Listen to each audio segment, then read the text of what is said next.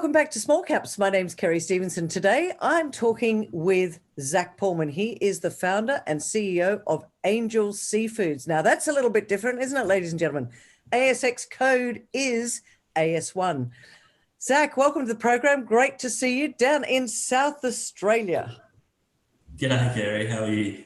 I'm awesome. And it's a little bit different for our listeners today because, Angel Seafoods, you listed on the ASX some 3 years ago, one of only two companies listed in this space, doing great things down there in South Australia. So let's start, Zac, with, why did you get into the oyster farming business and where are you at now, 3 years down the track? It's a great story.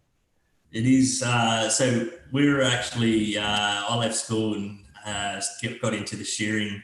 I was quite good at the shearing and got into more farming. After a while of shearing, we earned some good money in the shearing, and obviously the love of that agriculture was something that we'd always heavily focused on. Then we got into farming on the land and we were running sheep and crops, and then we got into contract work, baling, clay spreading and all those kinds of things. We started to run ourselves a little bit tired, working 7 days a week and 18 hours a day. So we thought we'd go for a lifestyle change and bought a beautiful place at Smoky Bay. After about 6 months of that, we got a bit bored and thought, well, let's have a look at this oyster farming side, and it resembled a lot of my previous life in agriculture. So the experience that we could bring from the ag side and the scale up of machinery and innovation that sort of brought actually envisioned the next stage for our growth journey. So we got into the oyster farming and as a hobby, and seen big opportunities there, and we become very quickly scaling up those farms. When you say big opportunities there, so it's a very oyster farming from what I can remember is very traditional farming methods. Clearly, you've built businesses before. What was the big opportunity in the oyster farming business? We seen that the oyster farming was, like you say, in its infancy. It was very small. It was sort of started out about 30 years ago in South Australia with Pacific oysters, and a lot of farmers were farmers that sort of had tougher times on the land and had converted to oyster farming and proved to do quite well. The sad part was it's probably become later in their life where they didn't have the energy to sort of take it to the next level. Us coming from, agriculture, having significant experience in farming and feedlotting sheep and the likes and shearing, and the energy and the whole lot just seemed to click, and we could bring in new ways to bring in automation, or actually feedlotting the oysters rather than growing them through every stage of their life. And we started mixing up the farms and using bays to manipulate the product to get the optimum growth and conditioning out of the product through those stages. So we brought that skill in, and we quickly seen improved growth rates and better conditioning and longer seasonal selling throughout the year, which was a game changer. And speaking of that, I mean, this journey for you began 10 years ago. You listed on the ASX 3 years ago. Has that enabled you to increase the growth? And I guess, is it a difficult industry? I don't know. And I'm sure some of our listeners out there don't know either. By the way, Zac, love oysters, just saying. Yeah, so do we. And we've got 4 kids, so they definitely work. But the listing became part of something that we sort of outgrew our own financial capabilities through vendor finance and our own capital growth. There's not much traditional lending for oyster farming, and there certainly wasn't back earlier in the days. And we had some keen people that were pretty keen to see us sort of prosper further and continue the same models that we had smaller in Smoky Bay and Haslam at the time, to then enhance that and boost it again and take it to another level. So being listed obviously gave us, really great financial backing to invest in infrastructure and farming methods and high volume, low cost production model kind of stuff to then offer consumers and more so wholesalers continuity of supply day in, day out, rather than 1 month on, 1 month off like it kind of traditionally was. So that's given us, significant power in the market, and it's probably something that's exploded us into the retail sector recently as well. But like I said, there's a lot of other farmers out there that don't have the luxury that we have to have that kind of financial backing to go to that next level. So we're very grateful and thankful for our shareholders for believing in us and so far. Well, certainly sounds like the growth is there. Let's just talk a little bit about the location. So you're down there on the Eyre Peninsula in South Australia, and you mentioned a couple of areas. Is there room for growth? I mean, how do you use innovation in oyster farming? The innovation we've brought is very much like ag. We've got bigger machinery that does a whole lot more work. We can take more advantage of the tides, the weather, the conditions, the bigger loads. That's just on the water. The farming methods we have are adjustable long line system. We're also bringing in a new farming method soon that will bring greater efficiencies again, which is going to be another game changer for Angel.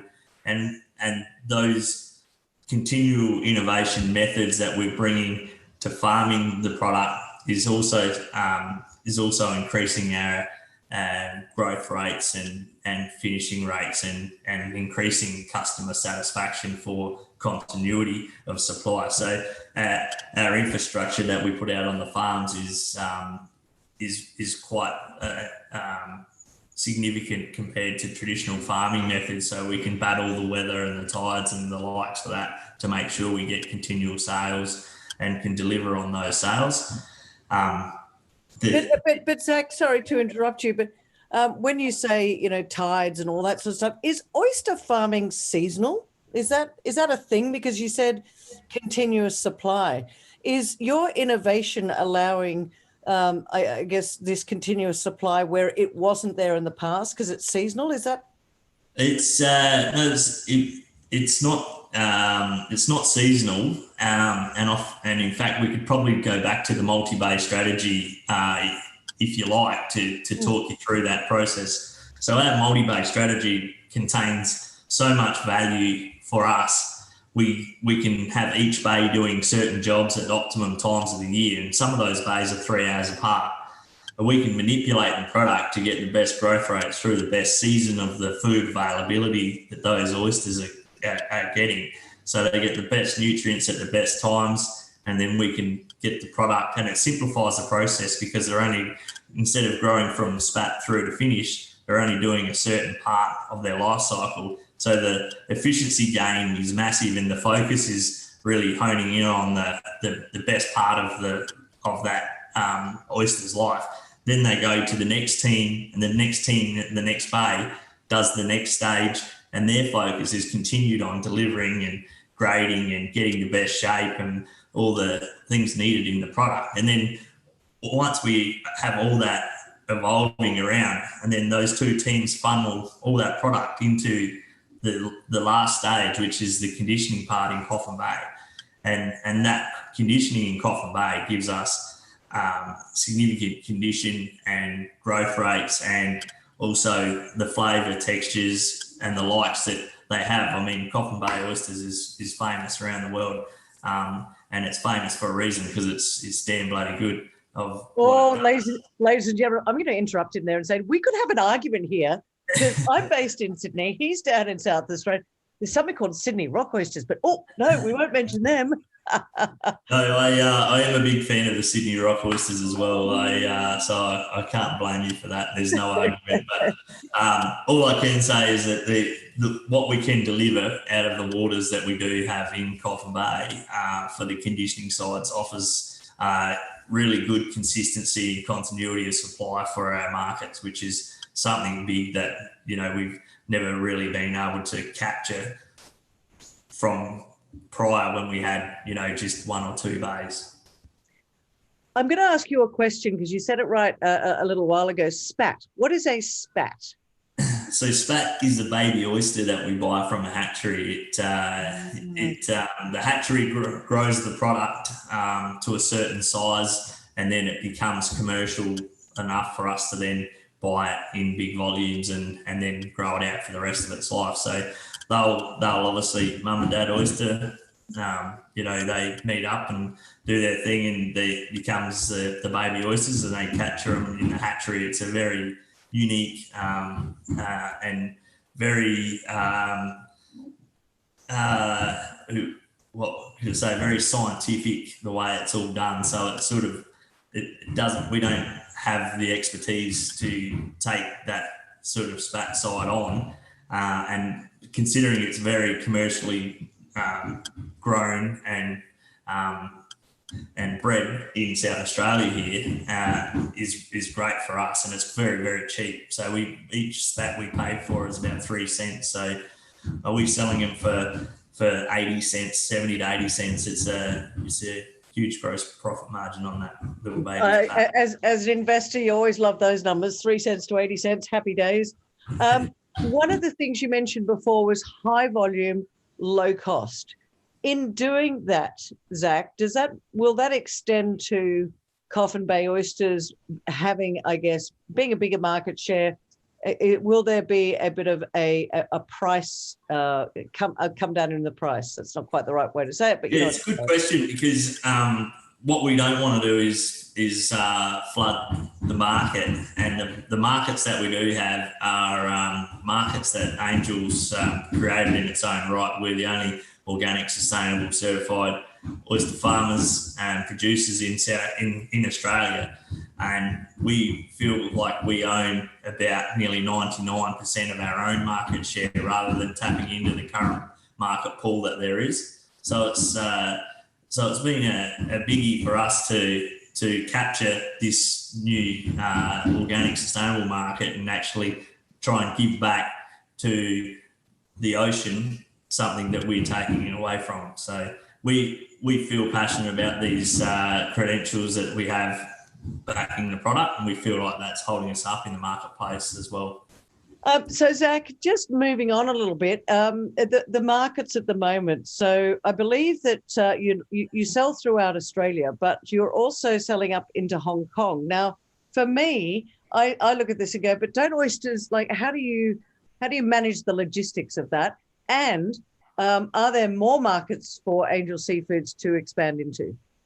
Yeah, that's a good one. Hong Kong's actually it's probably an unbelievable market, because we can harvest on a Monday and the product would be in Hong Kong Tuesday afternoon at 2:30. So the logistics and the shelf life that they gain from having it air freighted over is really good. But since the COVID's hit, the birds aren't in the air at the moment for freight coming out of South Australia. So we've eased back on the exports at the moment, and we've pivoted back into retail and domestic market. And has that been growing? I guess people are staying home, and I know my friends are having a few at the moment.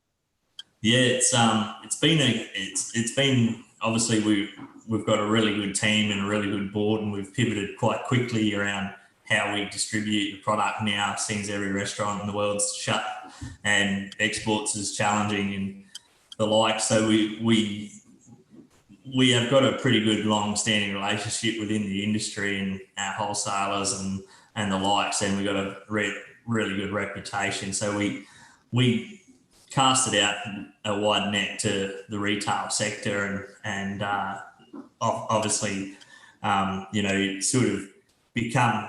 We're quite lucky, you would say, because we've we've grown our business around the model of having that continuity of supply week in, week out, day in, day out. And that's probably what the supermarkets and the likes haven't been used to in the past, because the traditional markets were sort of like selling for a month and then they'd be out of the market for a month. So for us, that's probably what's given them confidence, and considering the scale we've gotten to now and what we can offer. And we're still only in our infancy in this market as well. So the potential upside for more market share here is great. And that's like what I said earlier about instead of tapping into traditional market share, we want to create our own, so we're not competition with the rest of the industry. So it makes us hopefully stand alone in those areas. Where can people find the Angel oysters at the moment? We sell into the Sydney seafood markets. We sell into the Melbourne seafood markets. We sell into South Australia seafood markets. And we sell into a lot of Costco, Coles, some Woolworths, not so much, but mainly the Costco, Coles, and through PFD supply those as well. So come on, Woolies, get on with it. Yeah, Great Coffin Bay oysters. We've also secured some drakes and exclusivity to drakes and some foodlands as well, which is good. So it's starting to build momentum, and we're only in a few stores, and that's exactly like I said. Come on, Woolies, come on, Costco, come on, all these others. The potential upside for those to get in more stores is huge, and considering those markets are now actually looking at more of a premium product, and they're getting used to handling the product as well, and the training that we can give them in doing that's obviously going to help continue the support in supplying them guys. Zac, I also want to just say, I guess if for the local community down on the Eyre Peninsula, has this been good for the local community in terms of jobs and what you're giving back to the community? Yeah, definitely. We started with about, obviously it was just me and my wife when we first started out, to now we hire around 35 full-time staff around the local community here. It's even to the point you can't get a car park at our shed, at our land base, because of the back in the day the blocks were quite small and we need to expand those areas. But it's quite a game changer. It's quite pleasing when you call in there, and the culture and the humble team that we have and the likes. It's just a great environment to be around, and they're all like a really good outfit that's all family and friends there as well. So we get just as much kick out of it as probably what the team does about the success so far, and obviously the jobs, and we pay really well for those guys, and they obviously look after us like we look after them, and it's a great team effort. Nice family environment. Now I have to bring this up. Your beautifully branded shirt there says Angel Seafood, not Angel Oysters. Are you going to be expanding into other areas of that market, or for now, focuses on oysters? Coffin Bay oysters are the best. That's what we're doing. Yeah, look, we're quite a small company for being listed, and we understand that. And we're very keen on the industry, not just oysters but seafood. And there are a couple of little cousins that go along with oysters, so there's might be opportunity down the road that we're always on the hunt for. But our core focus at the start was to obviously build up a significant oyster business that can deliver day in, day out and offer that continuity supply. So I think we've kind of ticked that box now, and it's and now we're obviously going to improve footprint here where we are, because it's starting to really work so well. And then we're on keep our eyes out for more opportunities. Well, let's get into just the final as we wrap up.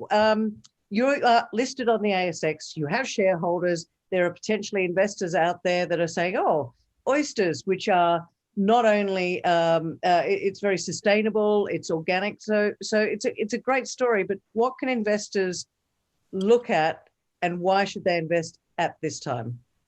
Oh, look, anyone who's an oyster lover understands that an oyster is a filter feeder. And, you know, we here in South Australia, with undoubtedly the most pristine waters around the world, so close to the Antarctica and all the likes, and the food that we have here in the water, the nutrients, it's just all natural food.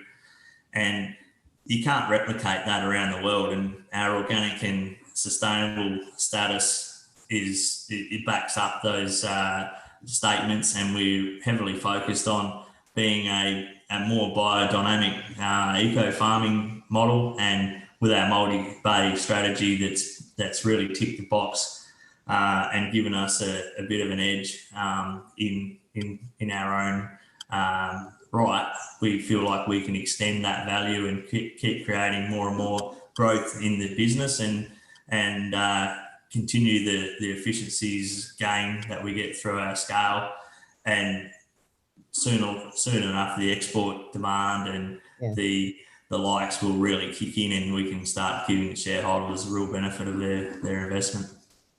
Well, organic and sustainable is certainly a big ticks, especially at the moment. I think that's what people are looking for. It's almost like, well, that ticks some of the boxes of people where they want to invest their money in companies that are certified organic, sustainable, looking after the environment, which it seems like that's where you are now, and that's the future. And it's a good money earner too. So it's we're generating good money. Good money for shareholders, good opportunities for shareholders. Zac Halman, thanks so much for joining us on Small Caps today. And let's watch this space as you grow and develop and increase your markets.